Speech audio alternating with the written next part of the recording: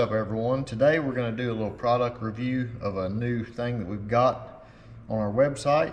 These are the new Foxbody rear bumper brackets. This fits 79 through 93 Mustang. A lot of people have come to us, they bought a roller or they bought a car from somebody to start building a race car out of it, or a really fast street car, and they're needing a parachute mount, but they don't have the factory bumper brackets. These are really heavy. They're what most people throw in the garbage whenever they get rid of their bumper support in the rear. So without these, you cannot mount pretty much all of your parachute mounts that you can go online and buy. So we decided to start making these Chromoly replacements.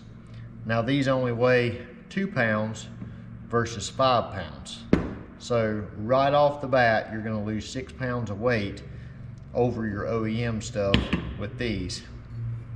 These are TIG welded in-house. They got 1/8 inch plate with a gusset. They're powder coated black.